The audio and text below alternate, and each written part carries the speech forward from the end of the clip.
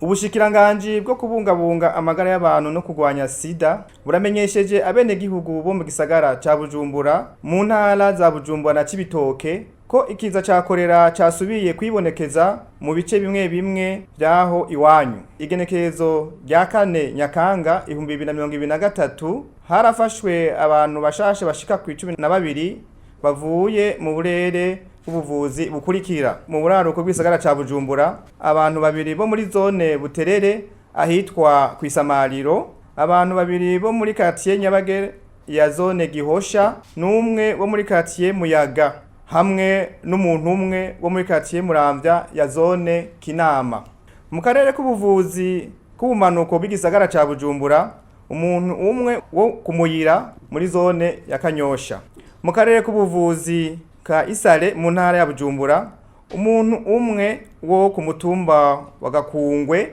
zone Mutambu, umuntu umwe wo mu Gatunguru zone Rubirizi, abantu babiri bo ku mutumba Muyange ya mbere muri zone Gatumba, hamwe n'umuntu umwe wo mwitenga. Mu karere k'ubuvuzi ka Cibitoke mu ntara ya Cibitoke, umuntu umwe wo ku mutumba Mparambo ya mbere n'abantu babiri bo ku mutumba wa Rukana ya kabiri muri komine Rugombo. Mwomenya ko gushika uno musi dufise abantu bashika ku 22 bariko barakurikiranwa mu bitaro Prince Jean Charles, abantu batatu mu Gatumba na batanu mu Rugombo mu bigo bisanzwe bikurikirana ababa bagwaye iyo ngwara ya korera. Tuboneyeho kandi akanya ko guhimiriza abajejwe intwaro n'abantu bose baba muri utwo turere duhejeje kuvuga, abajejwe amagara y'abantu, urwego rujejwe kugwanya ibiza n'isibe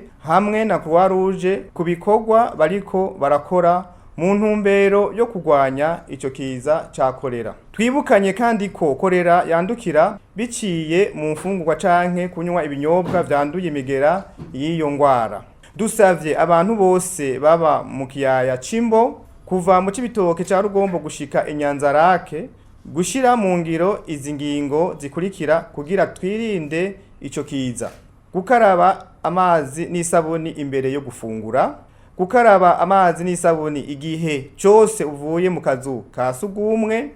gukaraba amazi n'isabuni igihe cyose uhejeje gutegura umwana canke umugwayi, gukaraba amazi n'isabuni imbere yo konsa umwana, kurinda insazi ibifungurwa n'ibikoresho vyo mu nzu mu kubifundikira, kunywa amazi meza, abatayafise nabo bakanywa ayo babanje kubiza kandi neza. Muri iki gihe ca korera dusavye kandi akigoro kadasanzwe mu guhimiriza abantu bose gukoresha akazu ka sugumwe kugira isuku rya misi yose